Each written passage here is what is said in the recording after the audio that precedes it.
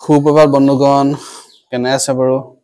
আশা কৰোঁ সকলো কুশল মংগলে আছে আৰু সকলোৰে সুস্বাস্থ্য কামনা কৰি আজি ৰাতিপুৱা আপোনালোকৰ মাজলৈ আহিছোঁ। আমি প্ৰথমতে ৰাতিপুৱা শুই উঠি সূৰ্য নমস্কাৰ কৰিব লাগিব। সূৰ্য নমস্কাৰ মই ৰাতিপুৱা কৰিলোঁ। কৰাৰ পিছত এতিয়া দুটামান প্ৰণায়াম, সহজ প্ৰণায়াম কৰিম বুলি ভাবিছোঁ। প্ৰথম অৱস্থাত আমি অনুলোম বিলোমটোৱে আৰম্ভ কৰিম আজি। অনুলোম বিলোম পদ্ধতিখিনি আপোনাক অন্য ভিডিঅ' এটাত আমি জনোৱা আছে, তথাপিও আপুনি এই মুদ্ৰাটো লৈ আপোনাৰ এনেকৈ এটা আঙুলি বুঢ়া হাত ধৰি এটা নাকে উশাহ ল'ব লাগিব। এইটো নাকে আকৌ এইটোতে চেপি ধৰি এইটো উশাহতে এৰি দিব লাগিব।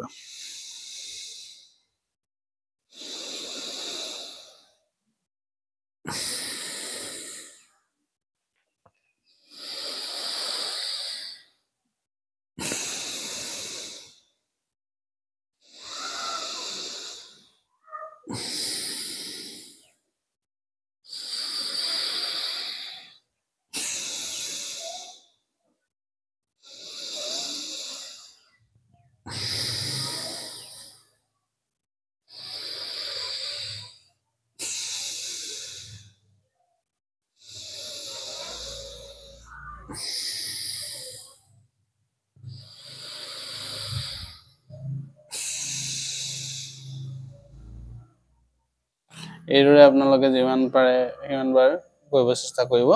পৰাপক্ষত 10-12বাৰমানকৈ মিনিমাম আৰম্ভ কৰিব। এনেকৈ কৰিলে আপোনাৰ সকলোৰে সুস্বাস্থ্যৰ এটা অন্যতম প্ৰণায়ামৰ হয়।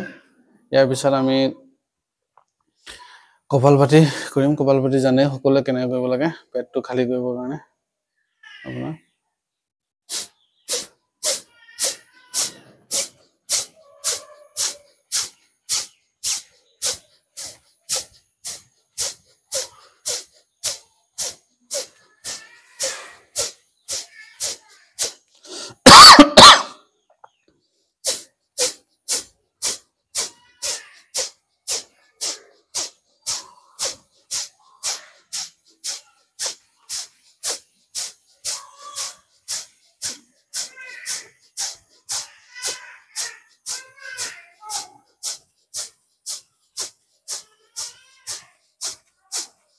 সেইদৰে কপালভাতি আপোনালোকে মিনিমাম সময়ৰ পৰা মেক্সিমাম সময়লৈকে আপোনালোকে সময় অনুযায়ী কৰিবৰ কাৰণে চেষ্টা কৰিব।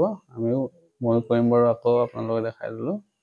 ইয়াৰ পিছত বমৰীৰ কাৰণে জানেই কাণ দুখন কেৰা আঙুল দুটা এনেকৈ ভৰাই পেলাই উশাহটো সৰহকৈ টানি আপোনাৰ বমৰাৰ দৰে এটা গুঞ্জন কৰি উশাহটো বায়ুটো এৰি দিব লাগিব।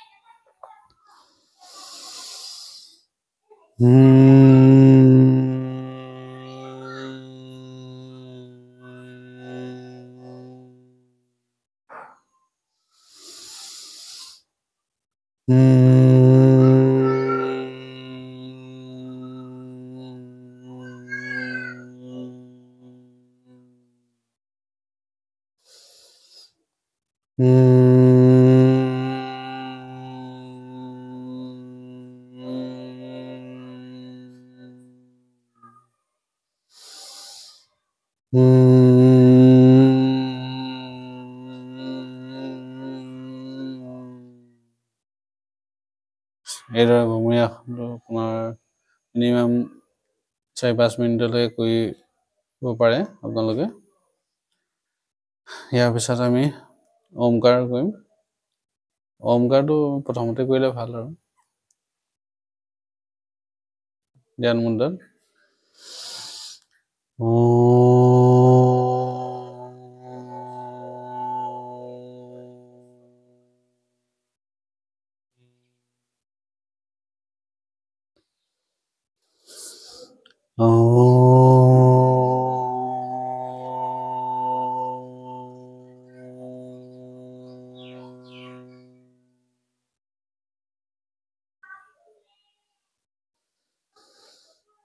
ॐ